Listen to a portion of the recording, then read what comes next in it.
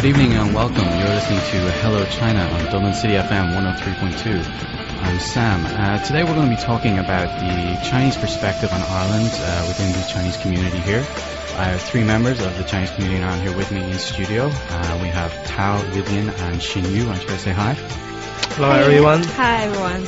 So Tao is a research fellow at Trinity College Dublin.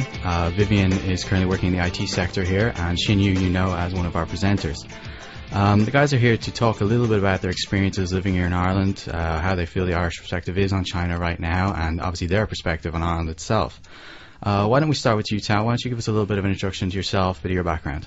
Okay, thanks, Sam. My name is Tao. I came to Ireland in July in 1999, so almost 12 years ago. It's quite a long time. So I came to Ireland. The original idea just want to get some Western experience. So didn't have any further education plan. So, but in 2000, pretty much in 2000 and 2001, I made up my mind I need to finish my degree. So I started my degree study in DIT in 2002, but fortunately I got an offer from DIT, so I start from the third year, so I don't have to do the first and second year. So in 2004 I graduated and with a first class honors. So and then I got the offer to do my PhD in school pharmacy in Trinity in 2004. So I take a bit time, and because second language, and then in terms of writing up the thesis. So in the end, after 5 years, 2009, I finished my PhD. So start after 2009. So I've been working as a research fellow in school pharmacy in Trinity since. So 12 years, long time, but I'm happy. Yeah, that's a pretty impressive academic record considering it's your second language. You did well. Thanks very much. I didn't plan to go this far in terms of academic background at all, but I'm glad Just kind I of fell into it, yeah? Yeah. Okay. Yeah. And then how about you, Vivian? What's your story? How did you end up here? I came here in August 2007. I came here, did 1 year master in computer science after my 2 years working experience in China. And in the end of 2008, I was very lucky to get a job in IT sector. So basically, very very short experience here, about 3.5 years. Yeah. And you're actually from Shanghai originally, so how does going from one of the biggest cities in the world to a fairly small city the size of Dublin compare? And that's probably will be part of the reason I like here a lot. Yeah. To be honest, I mean, sometimes I have a bad sense of orientation, so I get lost in even in Shanghai sometimes, and in the public transportation will be much better because we have all the metros, but here it's just quite a little bit small, but it's quiet, less people, and you drive miles away or a few miles away and can see cows and sheep, and that's just fantastic. So you like the feeling of a kind of a tight-knit community that Dublin offers, yeah? Yeah, I like to be close to the nature, and also, it's close to people here because people are really nice here. Yeah. You just go around the street and you see people and they say hello to you. It's just very rarely happening in Shanghai. I mean, too busy. Shanghai's a little bit too big to be personal, I think. Yeah. Actually, just out of curiosity, when's the last time you were in Shanghai? Last April. Last April, okay. Yeah. So I was actually there last June, so a similar time, and I was there with a friend who had lived in Shanghai previously. Okay. And she was telling me that in the 5 years or so since she'd been there, it had changed so much that she couldn't find anything. She didn't know where she was or anything like that. So just when you're speaking about the sense of direction and stuff, do you think if you ever move back there, you're going to be like back to the start again? You're not going to know where anything is. Yeah, I mean, like there's a lot of news that my mom told me that this place changed and other place changed, and I probably would be very much rely on the kind of map. We have a online thing that you can show each step that you want to go. Really, you seriously look at the map when you're looking for a place in Shanghai? Yeah, I mean, like I use, because like here it will be very easy that if you want to go to one place, you just go to city center and you definitely find a at bus from city center. Mm. So quite easy.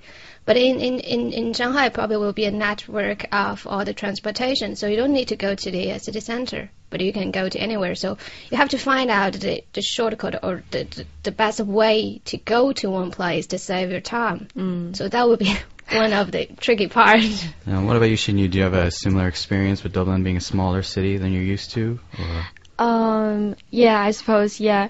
When I first came here, they told me, because I'm from Wuxi, which is pretty close to Shanghai as well, but I would say Wuxi is big place and with a huge population. So when I came to Dublin, the transportation, I would say, is pretty convenient, because it's not so difficult for me to find a place. Just simply look onto the Dublin bus and I would definitely get to the place. Yeah, I think the websites are an advantage of being in Ireland or pretty much anywhere in the West. My experience with Chinese websites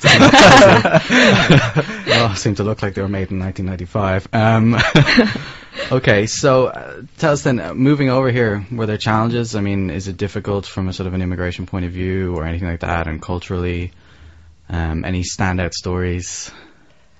And for me, I think I used to have a big challenge would be how to integrate into this society. So in 1999, when I came over, really, I couldn't even speak.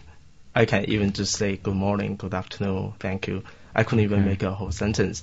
But if you give me a piece of paper like to answer the exams, no problem. But in terms of spoken language, it was just so bad. That actually makes your PhD all the more impressive. No, well, you see, for the PhD, it's a scientific language, so it's totally different. So. But so the biggest challenge in my past had to be, I think, just how to integrate to this society. So, I found a really good way, because I had a part-time job for the last probably 10 years in a restaurant. So I started with the kitchen part of washing dishes, and then in the end I became the waiter. So I think the restaurant gave me a great experience to get to know people, get to talk to people, to know, even though you bump into someone, even though you have nothing to say, but how you start with the conversation, In terms of normally people here say, "Oh, how are you?" "I'm fine," and so it came out. So that's always the way to start business, to start with the conversation. But at the beginning, I just didn't know. I just say hello, and I just run away straight away because I don't know what to say next. And so the challenge is how to integrate this society, so this culture. Being a waiter forced you to communicate with people. Yeah, exactly. And then plus, on the other hand, it would improve my English as well. Yeah. You have to talk to the staff, talk to the customers. So that's why I found I didn't find it very difficult when I got into the IT, because I used to talk to people, but academic part it was quite difficult in college. But I think for me, big challenge is just how to integrate this society. Yeah, and are there things that you find even today now that you just can't get used to? Things that Irish people do that just seem crazy, or? For me, as earlier I was saying to you, the one thing after 12 years I still couldn't understand, just the girls only schools and boys only schools, because in history I could say there is a reason, but it's 21st century. I know there's still Ireland is very people respect the culture a lot. But, I just, after 12 years, I still couldn't really understand why people still sending their kids to boys only school and the girls only. Because in college, I talked to some of the guys or some of the girls, and they said when they start the college, and that's their first time talk to a different sex students. And that's great. And some of them just feel so shy, they don't know what to say, and so, I don't know, but just something, at the moment, I pick up everything so quickly, especially the drinks. Take me 40 minutes to finish a point back to 10 years ago, but now I can finish 5 minutes, no problem. I pick a lot of things. Well, then you're fine. But Nothing else matters. but that's something I still, something I don't understand. Try to figure it out, but I don't know when. So I suppose obligatory question: do you like Guinness? Oh yeah, big one. Oh yeah, you have to say that. Big one. I know. I'm sure there's boys and girls all over the country agreeing with you on the same-sex schools. I'm sure it doesn't make sense to them either. It is interesting that you should point that out, though. I mean, I think coming from a country where all schools are mixed, it probably does seem strange, the segregation. What about you, Vivian? Is there anything that you're just still struggling to adjust with, or do you fit in quite easily here, do you think? I think it depends on individuals. For me, I quite appreciate the culture here. So I can't think of anything that is quite difficult for me to melt into. One thing that in terms of language, when we all came here first, I guess like most of the Chinese people will get at problems, even if he or she would have a very good English before. Yeah. But still I remember when I came here, it's quite difficult to understand what people are saying, because we have a little bit different accent. Yeah. Well, that's the thing about Ireland. Even though it's a small country, we've such variations in our accents. I mean, there's massive variations, even from one side of the city to the other. So sure, yeah, and also you speak very fast. It just seems like we're speaking very fast. You swallow some of the pronunciation in Right. that sentence, and also the slangs and the different phrases that you're using probably will be not quite familiar to us. Yeah, that's something I've experienced actually with certain Chinese friends, where they might have near perfect English when they come here, and usually they'll learn some sort of standardized English, probably based off American or British curriculum, and there's so many slang words that just they don't get, and they never will unless they've lived here for a long time. Or even like you could say something and every word in a sentence is a word they know, but they still won't understand the meaning of the sentence because it's a cultural exactly, sentence. Yeah, that's exactly what it is. Yeah. Yeah, there's an interesting story actually, because we all learn standard kind of English when we are in primary school, because like in school in textbook we learn how are you, and we will say I'm fine, thank you. That's whatever Chinese people will say. So it's so strange when I first came here and somebody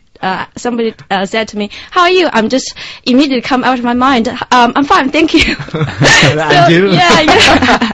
Well, when you answer that, I got to experience some people, they're miles away already. It's just like, hi, someone told me that you're not expecting the answer, basically. Yeah, right? Yeah, it's just a formality. You say, how are you? But you yeah, don't when say I replied, that person looked at me very strangely. Why did you say so? Yeah. I didn't actually care how you It's the same. I mean, most Irish people, if they do answer, will probably say grand. Yeah. How are you? Yeah, grand. yeah, And yeah. I mean, for a Chinese person, that probably doesn't make sense, because saying grand as a response to how are you doesn't actually make any sense. Oh, really? Well, think about it. Grand. I'm grand.